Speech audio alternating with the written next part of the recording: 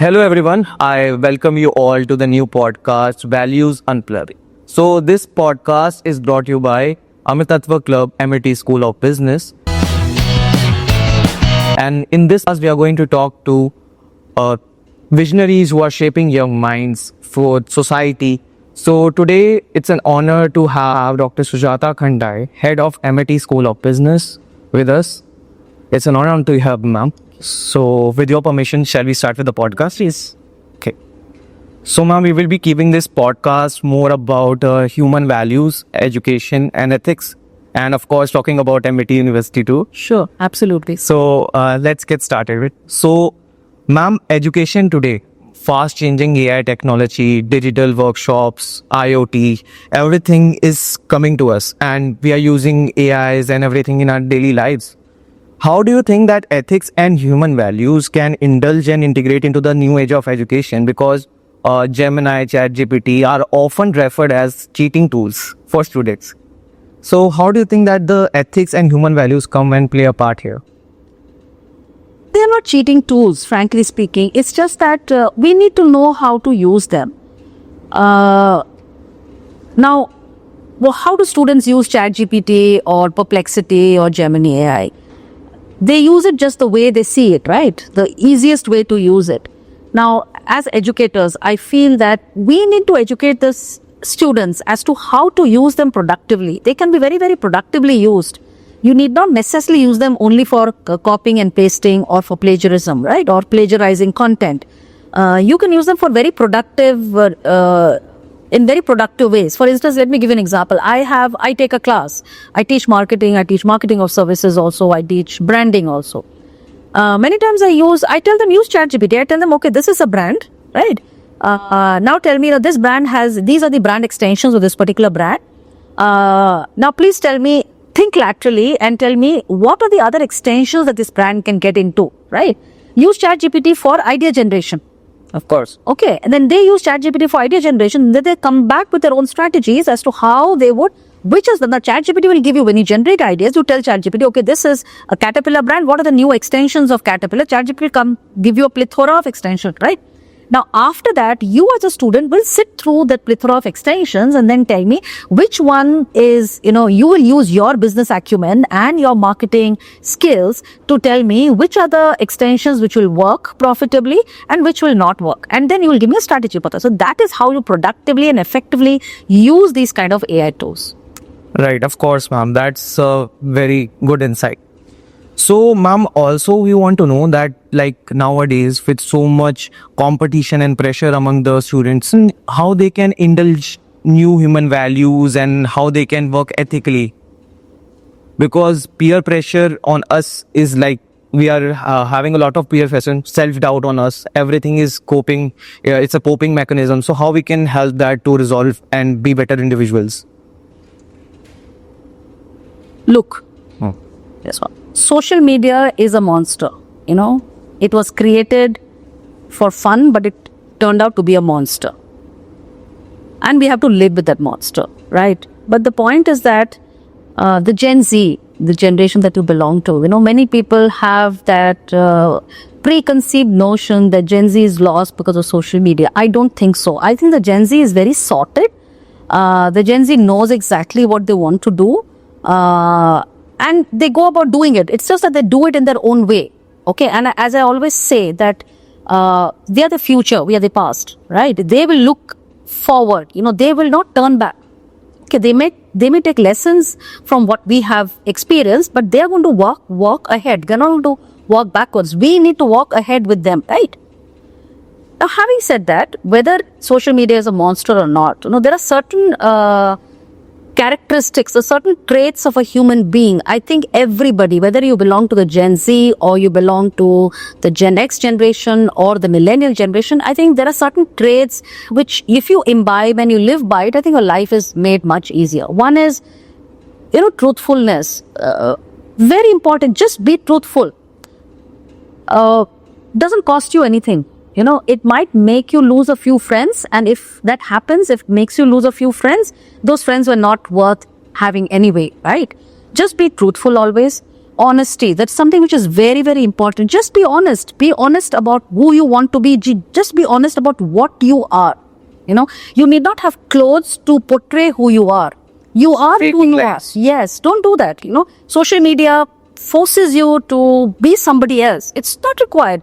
You should be self-assured. You should be proud of who you are, and everybody will accept you.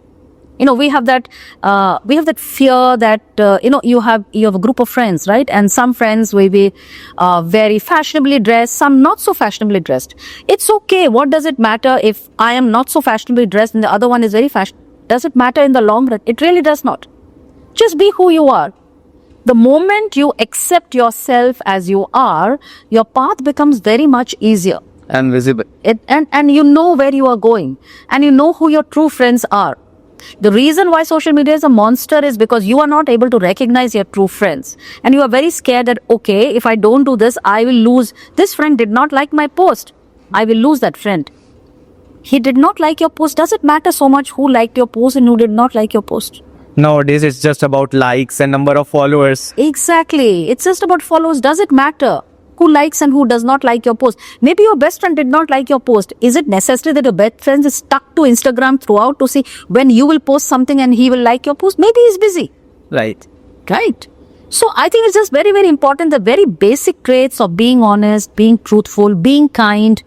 Be kind. It's very, very important to be kind. I see that kindness is missing. Peer pressure is so high these days that people have stopped being kind. Be kind to everybody. Right. No, that makes you a better person always. Learn to endeavor always to be a better version of yourself every single day. Exactly.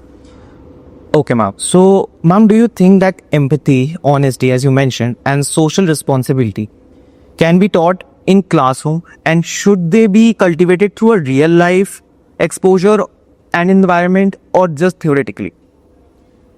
Real life. You know, you have to practice it. And yes, it is not that I will have a class on social responsibility or I'll have a class on kindness. No, it is not like that. But then the way we conduct ourselves in the class, the way we conduct ourselves on campus, the way we behave with everybody else, that is how we learn. Now, I'll give an example. I am in the class and I am teaching. Let's say I'm a faculty and I'm teaching and I have a group of students. And there is one student who comes in late, let's say, right? And she's saying, ma'am, look, it was raining very heavily. My car broke down on the way. I am late. Can I come into class? Now, then there is another student who walks in and says that, I know that student is a perpetual offender. He or she always comes in late, right? To that student, yes, I will be very particular. Say, okay, you can enter 5 minutes late, but not beyond that.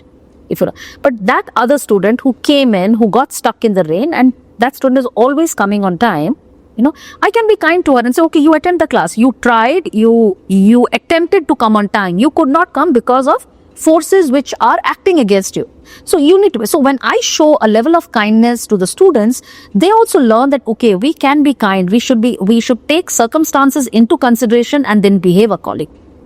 Then empathy. Empathy is again something which cannot be taught, which is, something like my dad told me when I was very young, and that's something which has stuck with me and I live by that. And he said, look, whenever you take a decision or whenever you do something to somebody, just put yourself in the other person's shoes as to how you would feel when you are in his shoes. Coincidentally, my father told me the same thing. Live by it. It has made my life so much easier. It has made me a better person, and it has made me so much better decision making. Empathy is, I have to be empathetic towards my students. Are my students. They are my students, but they are also human beings, right? Right. So they are not somebody, they are not inferior to you, they are not subordinate to you just because I'm a faculty. Right. We are all on the same level. It is just that at this point of time, I have a role to teach them and their role is to study from me. That's about it. Outside, we are at the same level. Of course. Ma'am, so the top BBA school, how do they ensure that the student grow not just professionally, but also as a responsible citizens? Because taking, like we are having HVCOs, NGOs program, everything is conducting, but that is a part of a curriculum, and that depends on student to student how they take it up. But how they can be a more responsible citizen? Okay.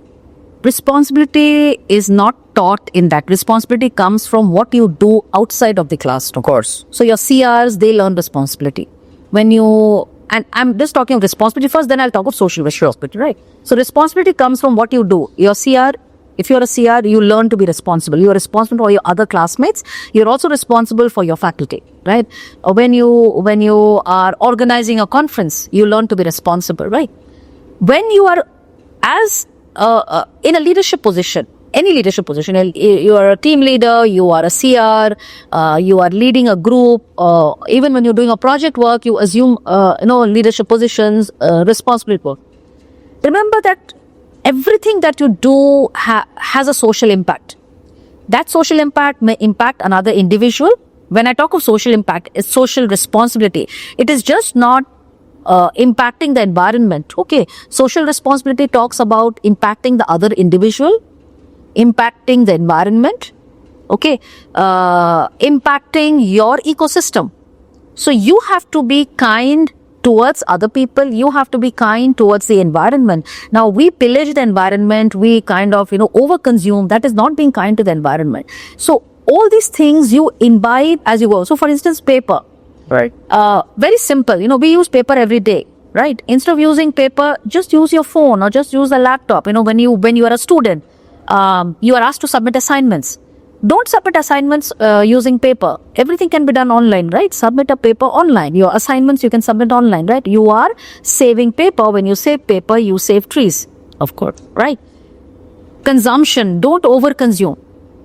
Resources are limited. Resources are limited. What am I leaving for the future generation? If I keep on buying clothes, buying shoes, buying phone, this phone, if I keep on, earlier, now I think the trend and your generation, again, as I say, is a very responsible generation, compared to the earlier generations.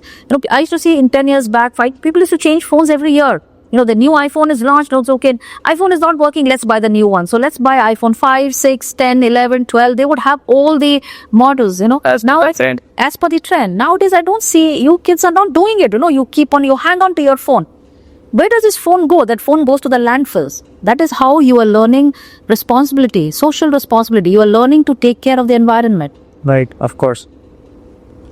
So, ma'am, as someone leading one of the top BBA schools, I would like to know how, MIT's VBA is being nationwide considered number 3, and North Indian considered number 1.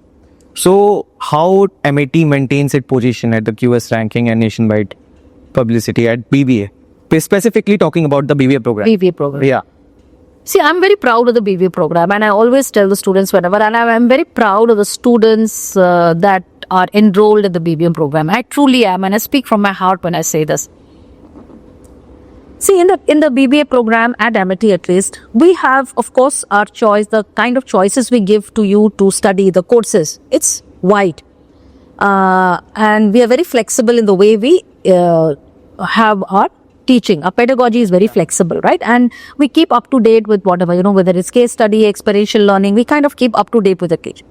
But that's not all, right? And there's a lot of outside classroom teaching which happens, as a result of which we groom our students, right? So the point is that our objective at ASB is that when the student graduates from the portals of Amity University, Amity School of Business, he should be a well-rounded individual and he should be able to become a successful corporate citizen. Whether you go to the industry or you go to your family business. Either ways, not only are you successful, you are, as you mentioned, a socially responsible citizen also. Yeah. So the outside classroom teaching is immense, So not only do we, we give you a lot of opportunities to participate, to handle and to organize global conferences, international conferences. You do a lot of good work when you go to the NGOs for your HVCO.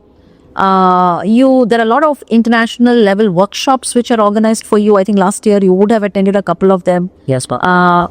Just yesterday we finished a workshop on Power BI.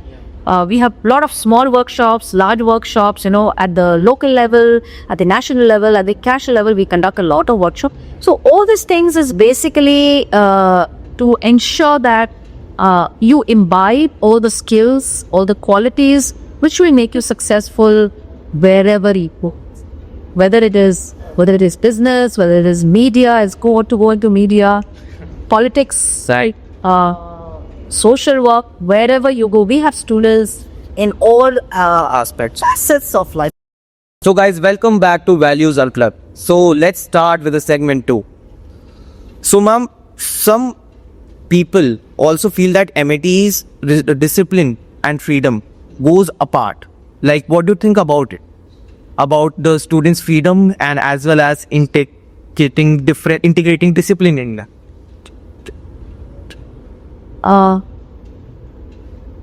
Freedom does not come without a price, of course. If you want to enjoy freedom, it's very important that you should have freedom, and they give a lot of freedom to our students. But at the same time, if you really want to enjoy freedom, there has to be discipline implicit in that freedom. Freedom without discipline becomes rogue, Yeah. right? Understood. So if you really want to enjoy freedom and honestly live a free life, discipline is automatically an integral part of freedom. And that is what I think. And Amity, we give you a lot of freedom, but at the same time, if you see every freedom, every aspect of freedom has discipline integrated into it. That's why probably we do not have rogue elements on our campus. Right. So, ma'am, there's a perception that private universities generally don't have best faculty at their universities. How do you ensure the quality teaching at MITs? I think I would disagree with that. Probably this was true maybe 30, 20 years back also. And it was true, and probably people could say that essentially because India did not have private universities. India was essentially ruled by government universities and government sector, right? The public sector, as far as education was concerned, higher education. But I think with I think Amity, we were the first ones to come into private education sector, and we set a benchmark. And now I think we probably have the much better faculty than any college of their university or any other government college. A simple statistic: if you look at the publication data of faculty members at Amity and become faculty members from any of the top tier Delhi University college, I think we would fare way better. One. That's publication, right? If you look at the teaching, the pedagogy that we adopt, we are constantly revamping our curricula. Every year we revamp our syllabus to ensure that it is up to date. Yeah. If you look at Delhi University, they don't do all that. They their curricula is, I don't know, many years old, and they don't have that level of proactiveness in revamping the curricula every year. And not only that, we revamp, we do it with, we take inputs from industry, we take inputs from the research, from other academics, so that it's a well-rounded, comprehensive syllabus. Because ultimately, at Amity, again, we believe that when we are educating students, we are not educating them for ourselves or for themselves. We are educating them so that they are able to contribute to the world outside. Yeah. And if they're not able to get the skills while they are with us, how will they contribute? So we ensure that they are ready for the world outside with all the skills that they get. So I think I refuse to believe that the faculty at Amity, and I would train them way higher than most of the this kick. Okay, great. So, ma'am, a few students say that the environment in MIT is not academically enriching compared to the other universities. So, how do you think that? What are the viewpoint of yours as a faculty about that? Again, I would totally disagree. Okay, number one is that first piece, see, it's like this. Students by themselves, given a choice, they would not like to attend class. They would like to go and roll around on the calls and what. But then, as I said, discipline is very important. We would like to do what we want to do. I don't want to wake up in the morning and I just want to sleep in bed. That is a natural instinct that you would be. But then we get up in the morning, we go to the gym, we get ready, we come to work because there is discipline. And the first thing that we instill in all our students, discipline. That's the first thing. How do we instill that? When you come in, you have the bio at home. Yeah. That's not only discipline, that's a course security. that keep you safe. That's very, very important. We do that because we need to keep you safe inside the campus, but also as a discipline element inside it, right? Second is that your class attendance. When we say 75%, there's a reason why we say 75%, because if you don't attend 75% of the classes, how will you understand anything? Consistency is the key. Consistency is the key. Exactly, you said it, right? So discipline is, so if you say that it is all about fun, I refuse to believe it, Yes, students should have fun. I tell my students, at the undergrad level, have as much fun as you want, enjoy your freedom. Because it's the last 3 years or 4 years that, you get to do what you want to do. After this, you are working, you get married, you have a family, you have responsibilities.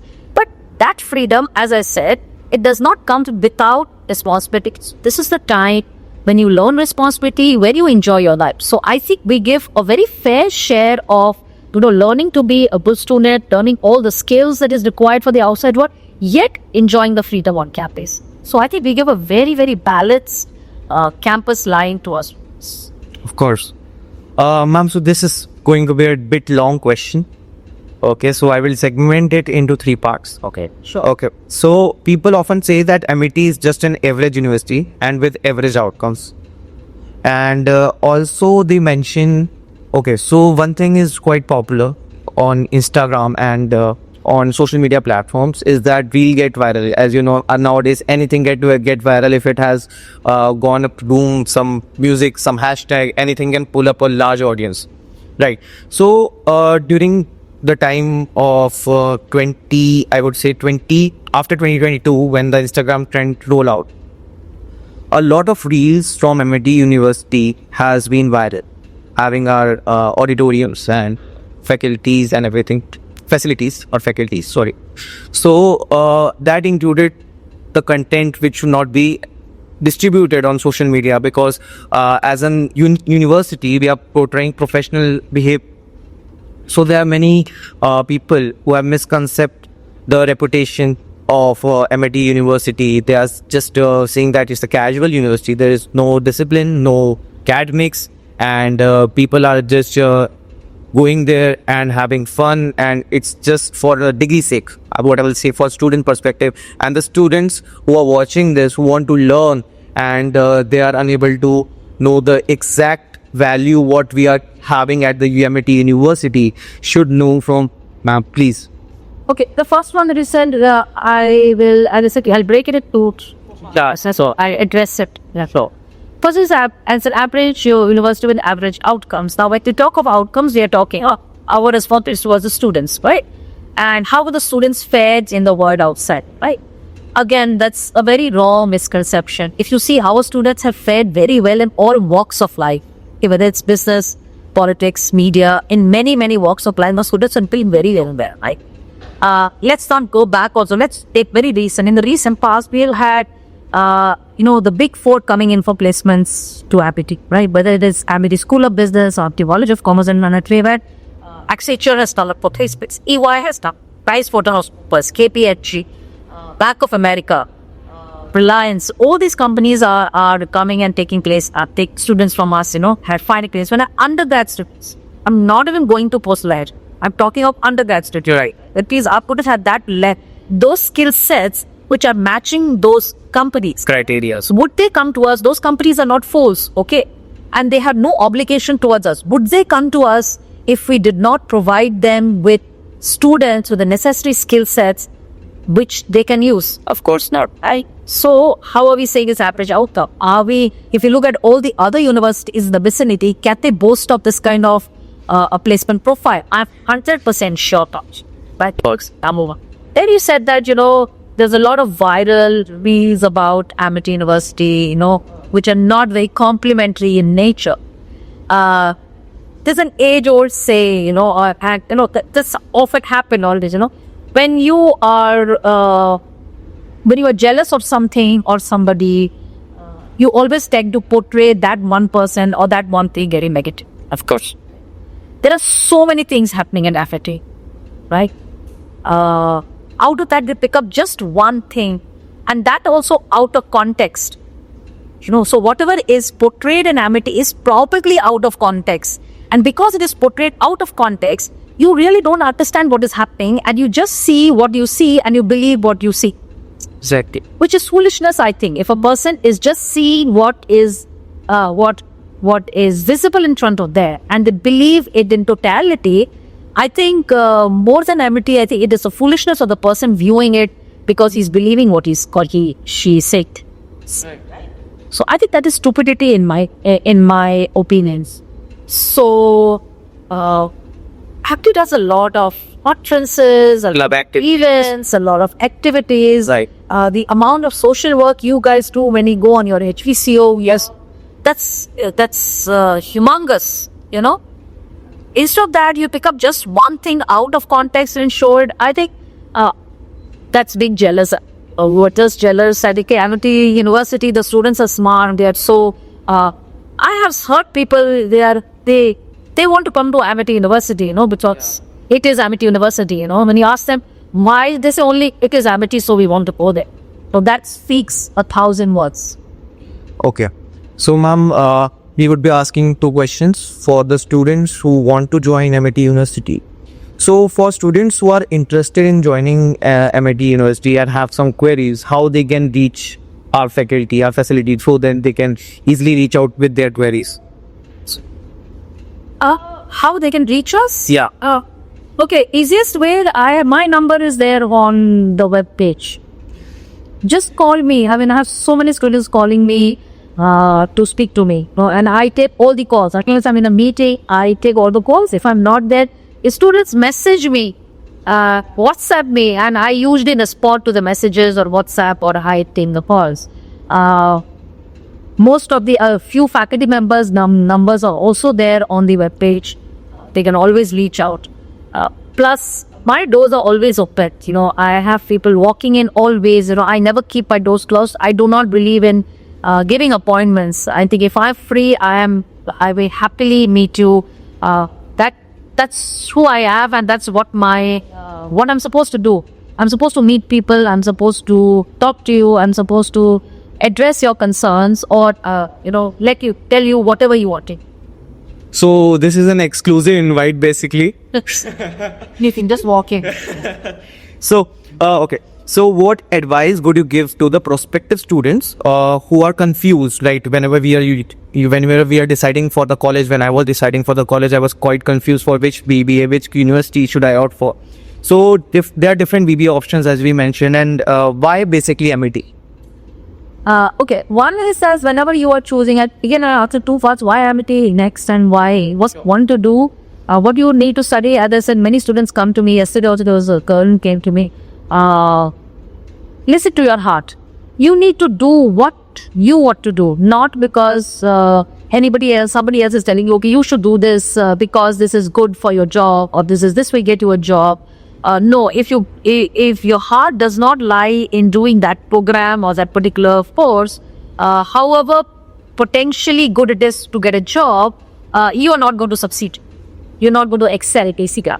So just do what your heart tells you to. If your heart tells you, I want to do filmmaking, go ahead and do it. If your heart tells you that I want to do BBA, do it, because this is where your passion lies, and wherever your passion lies, you will definitely excel at an NMB or do well there. Okay, ma'am. One question, it is coming from my heart. Okay.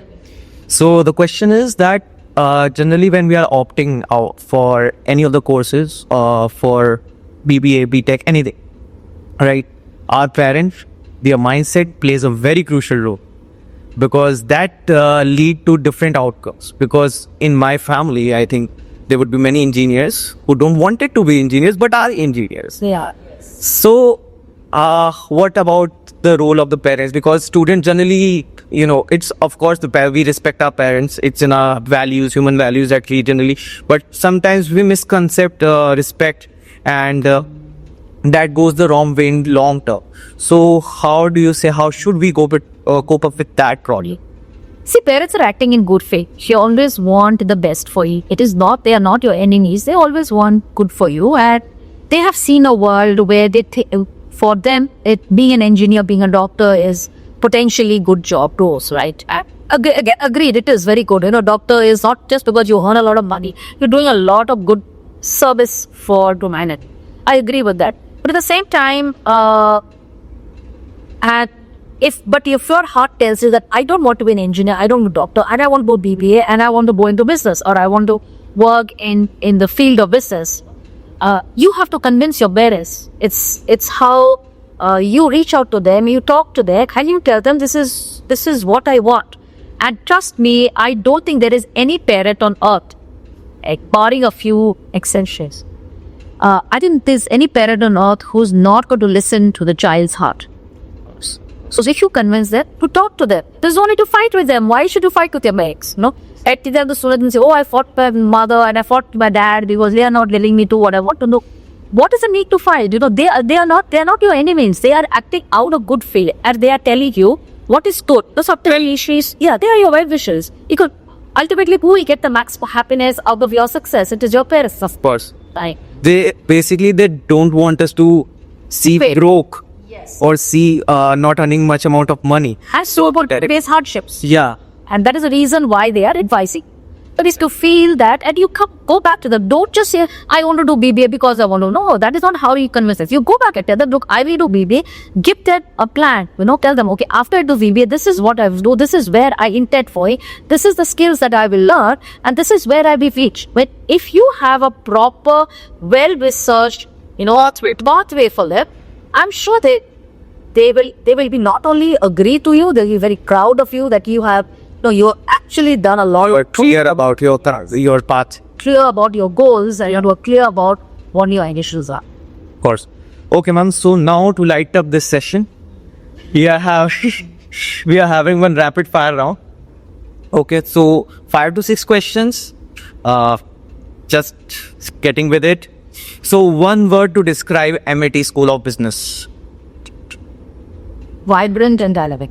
Great. One book every student should read.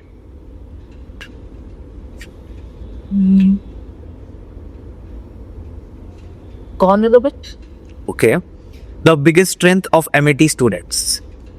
They are resilient and smart. Right. Okay. A misconception about MIT that you wish you could end forever. Students are rigorous. They are not. Okay. Okay. One habit every professional should cultivate. Discipline. Great. If not teaching, what other profession would you have chosen? What other profession I would have chosen? Yeah. I would have probably be the CEO of an organization if I had not left corporate life and joined that. Okay, great. So last, describe yourself in one word. In one word? One. In one sentence. Okay, one sentence. That's flexible. Okay. I'm very committed. I'm very disciplined. I like to have a lot of fun. I enjoy my work. I'm very passionate about whatever I do, whether it is going to the gym, whether it is coming to work, whether it is going out with my friends. Very nice. Okay, ma'am. So the rapid fire is done. And one last question for students to know that how was their teacher when she was a student herself? So could you just define that experience to our audience? Okay, so I'll go back to my business school and I talk about my teachers there.